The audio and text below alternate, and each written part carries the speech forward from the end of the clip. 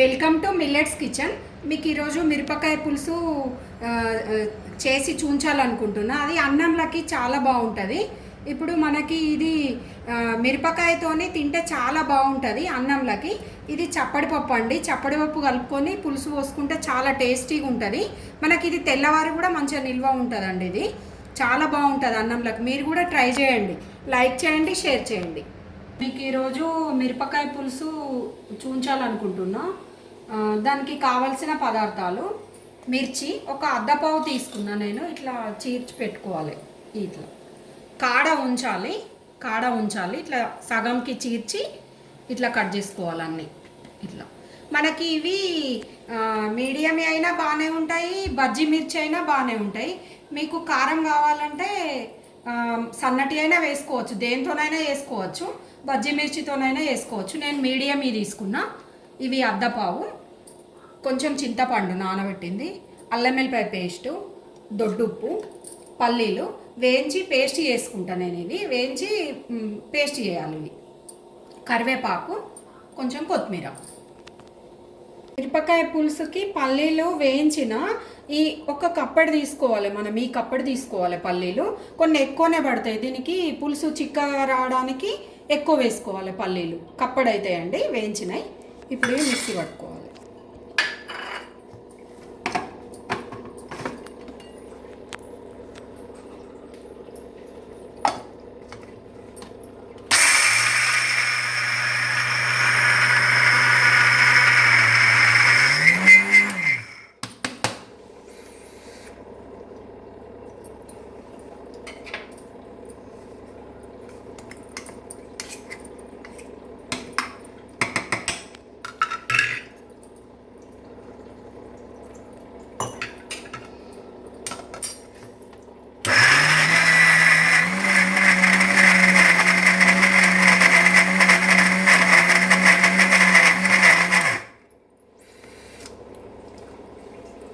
First powder లాగా అయిన తర్వాత వాటర్ పోసి మనం పేస్ట్ లాగా పట్టుకోవాలి.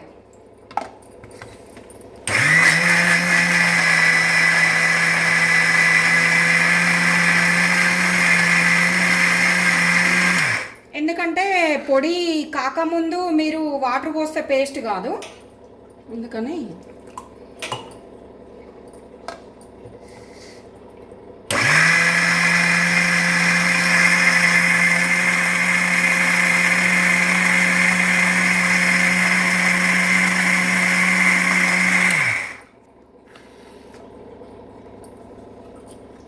ఇట్లా పేస్ట్ అంతేనండి.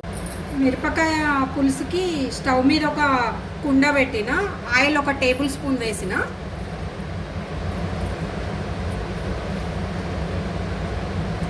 ఆవాలు ఒక స్పూన్, జీలకర్ర ఒక స్పూన్,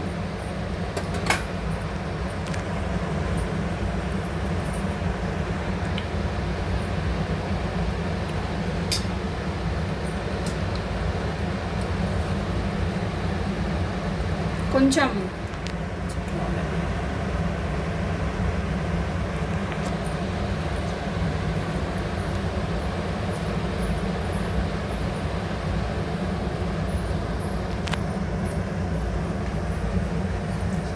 కరివేపాకు,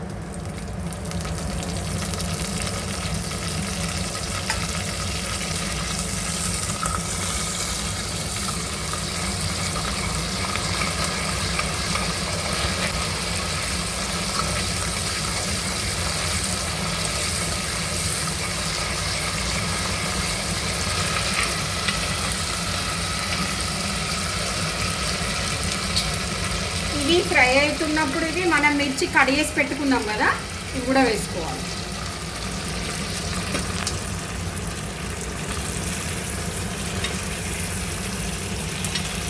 ఇవి కొంచెం ఒక 3-4 నిమిషాలు ఫ్రై కావాలి మనకి. మిర్చి కొంచెం కలర్ చేంజ్ అయ్యే వరకు ఫ్రై కావాలి. ఒక 3 మినిట్స్ 4 మినిట్స్ కలర్ చేంజ్ అయిన తర్వాత కొంచెం అల్లం వెల్లిపాయ పేస్ట్ వేస్తున్నా. ఎందుకంటే ఫస్ట్ వేస్తే మాడిపోతుంది మనకి, అందుకని నేను ఇప్పుడు వేస్తున్నా. ఒక చెంచాడు అల్లం వెల్లిపాయ పేస్ట్, పసుపు,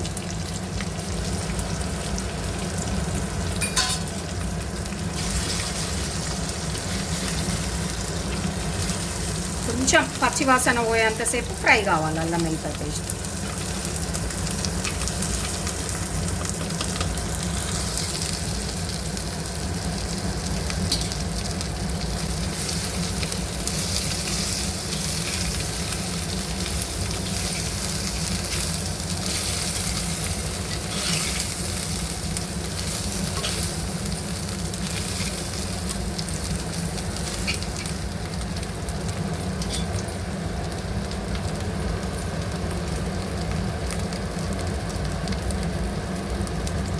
ఇప్పుడు మనం చింతపండు రసం పోసుకోవాలండి.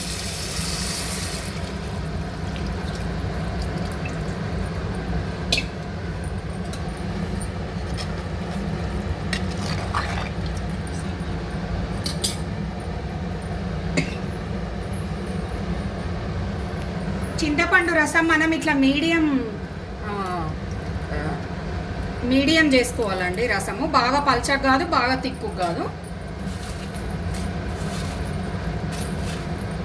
ఇప్పుడు దానికి సరిపడా దొడ్డుప్పు వేసుకోవాలి.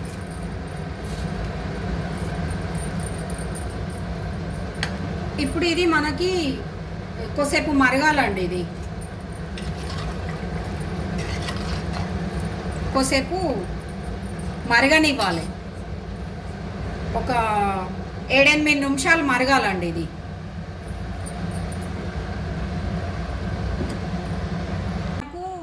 7-8 నిమిషాల తర్వాత మూత తీసినాక మంచిగా మసులుతున్నది పులుసు, మిరపకాయ పులుసు.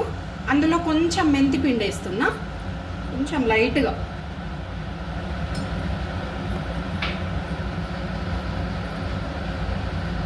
ఇప్పుడు అందులో మనం పల్లీల పేస్ట్ చేసుకున్నాం కదా, అది ఇందులో వేసుకోవాలి.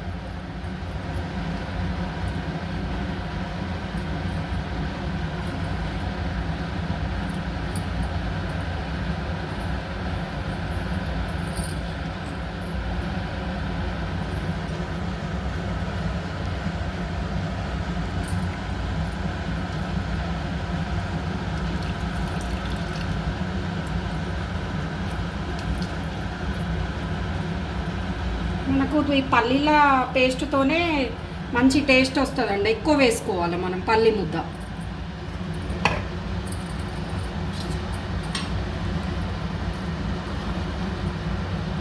వేసిన తర్వాత మంచి కలపాలి.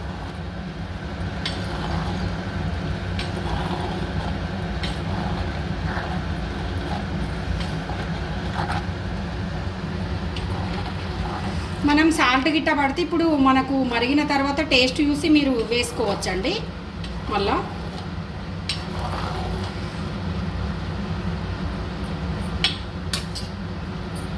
ఇప్పుడు ఇది మూత పెట్టుకొని ఒక 5 నిమిషాలు మరగనివ్వాలి.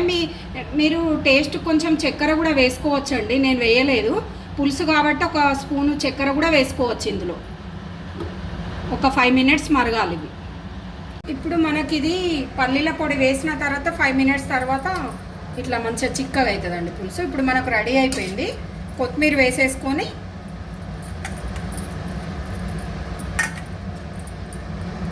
వేసేసుకొని నేను స్టవ్ బంద్ చేస్తున్నా. మనకు రెడీ అయిపోయిందండి మిరపకాయ పులుసు.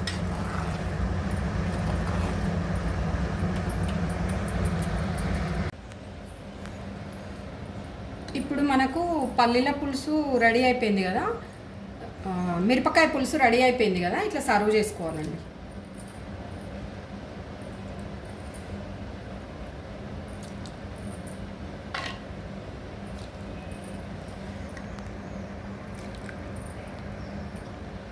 సర్వ్ చేసుకోవాలి ఇట్లా.